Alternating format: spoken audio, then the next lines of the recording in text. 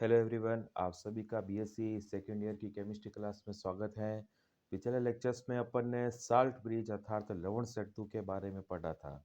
लवण सेतु क्या होता है कि किसी सेल के विद्युत वाहक बल के परिशुद्ध मापन के लिए, ठीक है, अगर अपन किसी भी सेल का अगर अपन को ईएमएफ ज्ञात करना है, ठीक है, तो उसके लिए अपन दर दर समधि विभव का मापन का परिकलन करना आवश्यक होता है, ठीक है, उपयुक्त लवण सेतु के प्रयोग द्वारा, ठीक है, इसका परिकलन आसानी से कर सकते हैं। अर्थात अगर अपन को लिक्विड जंक्शन पोटेंशियल और अगर ईएमएफ ज्ञात करना है सेल का, तो अपने को अच्छा लवण सेतु अर्थात उपयुक्त लवण सेतु अपने को यूज में लेना पड़ेगा।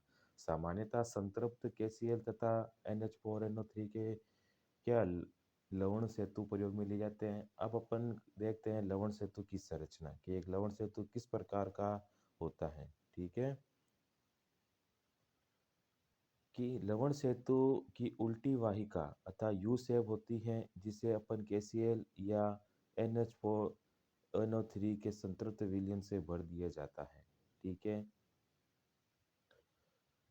नली के भरे विलयन को एक एगार एगार जेली के में भिगोया जाता है और प्रयुक्त विद्युत अपघट्य विलयनों में धनायनों और ऋणायनों के अभिगमन क्या होते समान होते हैं, जिससे ELJP अर्थात electron junction potential liquid junction potential न्यूनतम हो जाता है। लवण विलयन इस प्रकार लिया जाता है कि उसके धनायन तथा ऋणायन का आकार लगभग क्या हो बराबर होता है, ठीक है। मतलब जो अपन साल्ट सॉल्यूशन ले रहे हैं वो इस प्रकार का होना चाहिए जिसमें पॉजिटिव चार्ज और नेगेटिव चार्ज जो है उसके अंदर सॉल्यूशंस के अंदर उनका जो शेप है आयन की वो इक्वल होनी चाहिए, ठीक है। तथा धनायन और ऋणायन के ऊपर आयनिक गति भी क्या होनी चाहिए बराबर होनी चाहिए।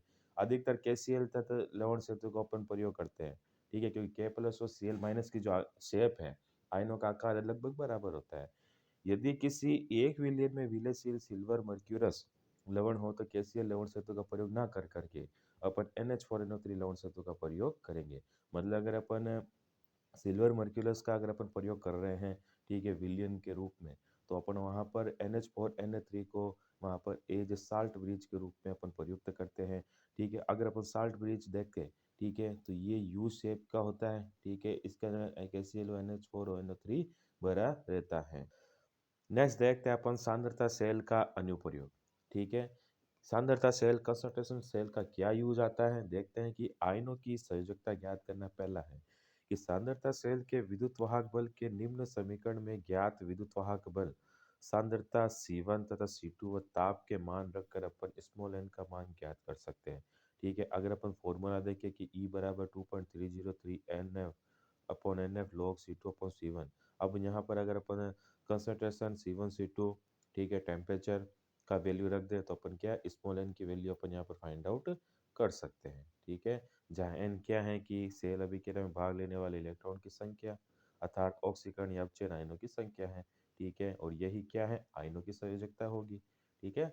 नेक्स्ट है कि जब C2 बराबर C2 अपॉन C1 की वैल्यू क्या हो 10 हो, तब ईएमएफ कितना होता है 0.0295 वोल्ट होता है, ठीक है। अब अपने इस पे बेस्ड एक न्यूमेरिकल सॉल्व करते हैं कि न्यूमेरिकल है कि 25 डिग्री टेम्परेचर पर यदि सेल का विद्युत वाहक बल अर्थात ईएमएफ दे रखा है 0.0295 वोल्ट है, ठीक है, प्राप्त होता है, तो मर्क्यूरस आयन की संयोजकता अपने को ज्ञात करनी है, ठीक है। C1 अपने को दे रखा है 0.01, ठीक है, एम, और C2 अपने को दे रखा है 0.1 एम, अर्थात C1 और C2 के लिए आपको न्यूमेरिकल्स के अंदर दे रखी होगी। अब अपने डाटा देखते हैं अपने पास क्या क्या अवेलेबल है। ई सेल दे रखा है अपने पास, C1 है, C2 है। अपने को क्या रख फॉर्मूले में जो वैल्यू रखते हैं, फॉर्मूला ई सेल बराबर 0.0591 upon small n log C2 upon C1, ठीक है। अब अपन वैल्यू जब रखते हैं, ठीक है, तो जो वैल्यू रखते हैं तो सॉल्व करने के बाद में अपने पास आता है कि अगर ये ई सेल की वैल्यू दे रखी है 0.0295, ठीक है, बराबर क्या है कि 0.0591 अपॉन एन लॉग, और C2 की वैल्यू यहाँ पे रख दी और C1 की रख दी, ठीक है। इसको सॉल्व कर लेते हैं अपन, ठीक है। जब इसको सॉल्व करते हैं तो इसकी वैल्यू आती है 1 इस कंसंट्रेशन की, तो 0.0295 बराबर 0.059 अपॉन स्मॉल एन, ठीक है, इंटू 1, ठीक है। तो जो 1/n अगर अपन देखें, मतलब इसको अपन क्या करते थे रिवर्स, अपने को 1/n अगर अपन n देखते हैं तो इसको रिवर्स करने के बाद n की वैल्यू कितनी आती है 2 आती है इसको सॉल्व करने के बाद में, ठीक है। तो अतः मर्क्यूरस की संयोजकता कितनी है, Hg+2 होती है। नेक्स्ट है कि विलेयता तथा विलेयता गुणनफल का निर्धारण, सोल्युबिलिटी एंड सोल्युबिलिटी कॉन्स्ट अगर देखें, ठीक है, तो क्या है कि विद्युत वाहक बल के मापन के द्वारा अल्प विलेय लवणों जैसे AgCl, BeSO4 इत्यादि की विलेयता का निर्धारण किया जा सकता है। इस हेतु एक ऐसे सांद्रता सेल का निर्माण किया जाता है जिसमें किसी एक विलयन की सांद्रता ज्ञात होती है, ठीक है। अर्थात अपने को विलेयता और विलेयता गुणनफल ज्ञात करना है तो अपन को ऐसा एक सॉल्यूशन लेते हैं, मतलब 2 सॉल्यूशन है, उसमें से एक को अपने को पहले उसकी सांद्रता ज्ञात होनी चाहिए, ठीक है। दूसरा विलयन अल्प विलेय लवण जिसकी विलेयता ज्ञात करनी होती है का संतृप्त विलयन होता है। अल्प विलेय के संबंध में यह माना जा सकता है कि पदार्थ संतृप्त विलयन में पूर्णतः क्या है, आयनिक है। अतः आयनिक सांद्रता लवण की विलेयता के समानुपाती होती है, ठीक है। अतः सेल के इलेक्ट्रोड अल्प विलेय लवण के धनायन या ऋणायन के सापेक्ष उत्क्रमणीय होने चाहिए। उदाहरण स्वरूप अगर मैं बात करूं, जैसे HgCl की विलेयता गुणनफल ज्ञात करने हेतु निम्न प्रकार का सेल व्यवस्थित है, ठीक है। अगर अपन यहाँ पर उदाहरण लेके देखें कि सोल्युबिलिटी और सोल्युबिलिटी कांस्टेंट कैसे ज्ञात कर सकते हैं अपन, कि एक HgCl सेल है, इसके अपने को क्या ज्ञात करना है, विलेयता गुणनफल ज्ञात करना है, ठीक है। और सेल किस प्रकार का है कि AgCl का संतृप्त विलयन है और एक दे रखा है 0.01 का AgNO3 AgN, ठीक है। और जो KCl की कंसंट्रेशन है वो कितनी है, 0.01 नॉर्मल KCl में, मतलब KCl ये साल्ट ब्रिज की कंसंट्रेशन दे रखी है यहाँ पर, ठीक है। और अब अपन देखते हैं डाटा कि C1 कितना है, Ag मतलब Ag+C1 है और Ag+ कितना दे रखा है अपने को, 0.01 बराबर C2 है, ठीक है। और उपयुक्त धनायन बराबर Ag+ के सापेक्ष Ag उत्क्रमणीय है, तो शेल में दो सिल्वर इलेक्ट्रोड होते हैं, एक AgCl के संतृप्त विलयन तथा दूसरा 0.01 N AgNO3 के विलयन के संपर्क में होता है, ठीक है। अब मतलब 2 सॉल्यूशन है, एक तो है HgCl का सॉल्यूशन जो है अल्प विलेय होता है संतृप्त विलयन है, और दूसरा है AgNO3 का सॉल्यूशन जिसके अपने को कंसंट्रेशन ज्ञात है। अब 2 सिल्वर इलेक्ट्रोड हैगा वो इसमें भी डूबा रहेगा और इसमें भी डूबा रहेगा, ठीक है। अतः अगर अपन विद्युत वाहक बल देखें इसका, तो E सेल क्या होता है कि 0.0591 upon N log C2 upon C1।